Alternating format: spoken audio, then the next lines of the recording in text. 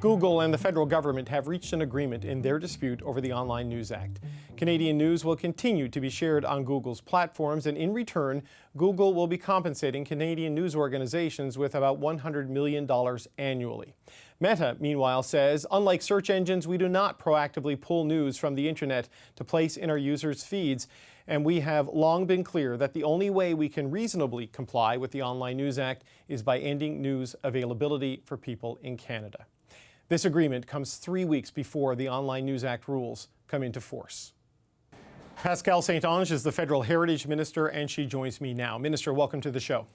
Hi, thank you for having me. Your government started this process with C-18, seeking $172 million from Google a year. You ended it with $100 million, which is what Google had put on the table months ago. So what did you really gain in these talks? Because this looks like Google got more or less what it wanted. Well, there's a lot of different amounts that have been floated during the whole legislative process. What we've secured is $100 million per year of monetary compensation for the news sector in Canada.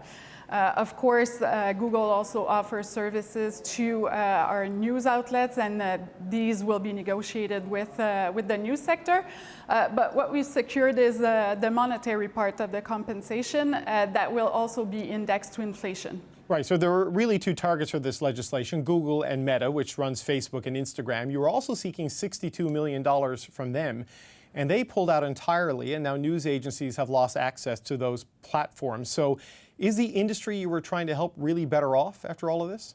Well, we have, today we're announcing that there will be $100 million per year of new revenue for the news sectors for the news sector in Canada, which is excellent news.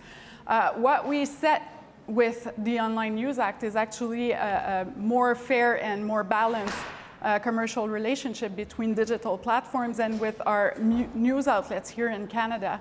And if you look around the world, I haven't seen other deals that can actually compare.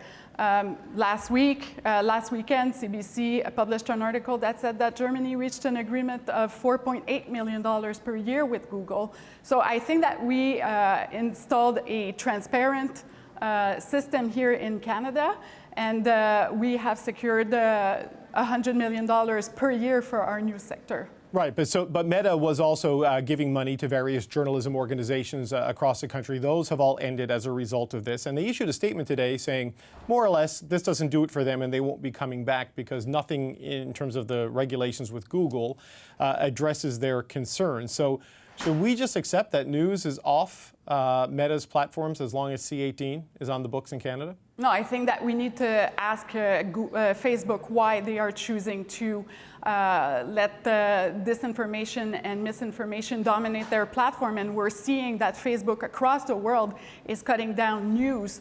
We're seeing this in the United States. Recently, they pulled the news tabs out in Europe. So I think that this is a trend for Facebook, and I don't understand why Mark Zuckerberg prefers disinformation to good journalistic content. But if you look at the framework of what you've agreed to here with Google, certainly this is something that's been in the public domain for months and months, that this is what they were willing to accept. So Facebook must have made similar sort of demands. I just wonder, had the government compromised earlier in the process, might there be more money and more platforms on the table here for the news industry? I've always said that my door was open to having those discussions both with Google and with Facebook. Google chose another approach, which is to work with the government because they understand that Google is better with Canadian news on it. Unfortunately, Facebook has chosen a different trajectory. I hope that they get back to the table because Facebook would be better with good Canadian news on it. Right. So what we have with this agreement, instead of it being a 4% tax, which had been criticized as a link tax, and I know that was a term that was disputed, we essentially have a fund being set up that Google will pay into. So who will administer this $100 million fund, and who will qualify for the money? Well, it's very clear under the legislation that Google will have to negotiate with every type of news outlets in Canada, whether it's official language, news outlets in minority situation, whether it's First Nations media outlets. And this is very clear under the legislation. So there will be a moment where these media that want to have access to that deal with Google will have to come forward. Google can then negotiate with a collective on the final agreement. But so who leads that collective? Who is the bargaining agent on behalf of the news industry? It's not clear to me who would sit down with Google to have these conversations. All the details about the final regulations will be published shortly before the legislation is actually enacted on December 19. But what I can say is that the news sector will have to organize as a collective to get this negotiation going with Google. So who decides who gets what share of the $100 million? Because that's going to be, I sense, a key issue and a potential source of tension there. Well, the news outlets that are that fall under the legislation will be admissible to receive compensation, and the final details around how this money can be redistributed will be made public once the final regulations are published near December 19. Okay, so under the legislation, I'm going to ask a question about the CBC, so I'm just going to declare my conflict of interest up front there. It isn't clear to me how CBC Radio Canada fits into this, because under the legislation, we qualify. Yeah. But that was back when the plan was not to have a capped amount of money available. If you take a large, publicly funded organization like CBC Radio Canada and put them into this fund, aren't we going to squeeze out or reduce the benefits for smaller, more vulnerable news organizations? How do we fit into this picture? Well, CBC Radio Canada is admissible under the legislation, and when the final regs are being published, the details of how this will be redistributed will be made public. But what I can say is that we will be taking into account the fact that CBC Radio Canada is receiving also public funds, right. That they have a large, that the public broadcaster has a lot of journalists, which is a good thing.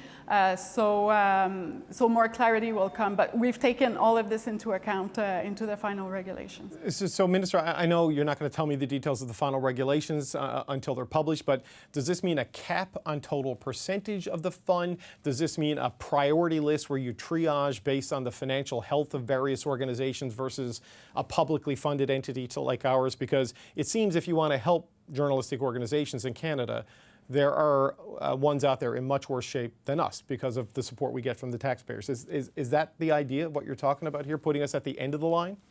Yeah, well, the final amount that each news outlet will receive depends on how many news outlets actually come forward to be part of the collective that will be negotiating with Google. So more details will be made available in the next few months. Around that, but yes, the reason why we're putting this system in place is so that independent news outlets, that local journalism is also compensated, and that this helps the whole sector. So how many entities do you anticipate being in this collective? Because if you look at the explosion of digital publishing, all the various entities that exist right now in Canada, what's your sense of the order of magnitude of companies that will qualify for this aid, and what types do you see benefiting the most from this? Well, I don't have a precise number. There's, of course, hundreds of news outlets out there. But what we know from StatsCan is that there's probably close to 9,000 journalists, including journalists from the CBC Radio Canada in Canada. So we can imagine, the amount of journalists that will be taken into account for the redistribution. Okay, just as a final question on Meta and Facebook. You say, you're always willing to meet with them and you're always willing to talk with them. Now that you have an agreement with Google, will you reach out to Meta and see if there is an opportunity, a desire, an appetite to talk with you about a path forward, or do you think that right now things just can't move? My door is always open to have conversation with platforms. We're talking about Meta. Others in the next few months and years might also fall under the legislation and meet the threshold. So, my door is always open for Facebook and all the others. Heritage Minister Pascale St-Onge, thanks so much for your time today. Thank you. Okay, we're going to turn now to the industry for some reaction to the government's deal with Google. Village Media is a digital-only local news publisher operating in 21 communities here in Ontario. The CEO of that is Jeff Elgie, and he joins me now. Jeff, it's good to finally speak to you on television. Thanks for coming on today. Thanks for having me. There still seems like a lot of details to work out, but we've got the size of the pie. I mean, what's your reaction to the news today? Well, let's start with relief.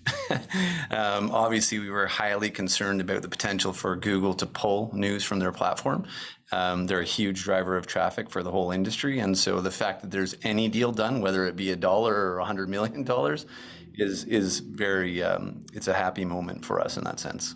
Yeah, I mean, just being able to stay on the search engine. I know you had talked that Facebook was a hit, but losing Google to your business would have been pretty catastrophic, really, to the industry. So what does this mean for your bottom line in your company? So, yeah, I mean, Facebook was about a 17% traffic hit, and Google had the potential to be a 34% traffic hit. So you're talking 50% combined, which would be devastating for the bulk of the industry. You know, in terms of the financials, Minister St-Onge just approximated perhaps 9,000 journalists across the country. We think it's maybe a bit close to 8,000. But if you take, you know, the full scope of the CBC, the full scope of the private broadcasters, and the full scope of the news industry, and you divide it up by $100 million, you've got about in the range of $10,000 to $12,500 per journalist that would come out of this fund. So financially, it's good. I mean, it's a good position for us. You know, it's a better position than we're in right now. So certainly no complaints in that sense. I asked the minister, I don't know if you heard this, about the CBC and where we fit into this, because look, we get money from the taxpayers, right? And if Yes. this, and I know this is not about, it's kind of about the disruption of the advertising markets, which has affected us, but we have a protection against it that private companies like you don't have. How do you think the public broadcasters should fit into this, both us and Radio Canada, just given that advantage that we have? Well, to be fair, I don't really think that you should participate in it. I mean, you know, CBC employs a lot of journalists, you know, has the protection and the support of the government to a high degree. I mean, I think if you have 3,000 journalists and you've got $1.2 billion in funding roughly, like that equates to roughly $400,000 a journalist. I think if the math is kind of, you know, somewhere around there, it's substantial. So, you know, we don't really feel that it should be fully scoped in. I guess the second layer is if it's going to be scoped in, then the functions, the scope of journalism roles should be focused on online news and ideally online news created specifically primarily for that purpose, right? So that might then help restrict and we won't of course know this until the final regulations come out, but you know, that's the hope, is that it's somewhat restricted. Yeah, look, I'm not going to object to your point, but I do have to say that not all of that money goes to news, right? There's a lot of television production and other things that go in there. So that ratio, trust me, it's not 400,000 per journalist here. Let me tell you that. For sure. But look, when we look at this, the $100 million going into a fund with a single collective bargaining entity, however that is going to be manifested. This is what Google has said months and months and months ago it wanted, was willing to live with, and could work. And here we are. Yes. And along the way, Meta has pulled out. I mean, if this compromise had happened earlier, do you think they might have found a way to keep Meta into the picture? I think for sure.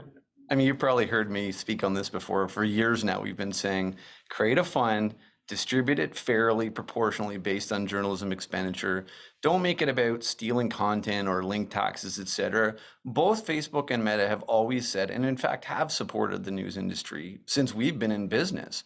I don't think they were shy of the dollar amount, especially Google. They have said they would contribute $100 million. I mean, I think, you know, the sad news is this could have been done much more quickly with a lot less pain and stress. And we probably could have kept Meta in, you know, had we gone about it from the beginning a little bit differently. So what's been the hit of losing Meta? I've been following you on LinkedIn and other platforms where you talked about this, where you say Facebook is really good for launching into a new market because you're kind of filling that local news void through your company by setting up digital local news sites. But you know, but Google's all about the heavy traffic. What's been the impact on your business of being off Meta for these last number of months? Yeah, so we have felt an active traffic impact on our existing sites, and that varies depending on how mature the market is for us. So we're working hard to make up for that lost traffic. So we have been able to kind of stay pretty whole. However, if Meta was still in, we would just be doing that much more better. Right. The tricky part is exactly that, the new market launches. And in fact, in May of this year, we announced that we were suspending any new community launches until the kind of final outcome of the bill was known. And also so that we could test other tactics to grow audience in communities.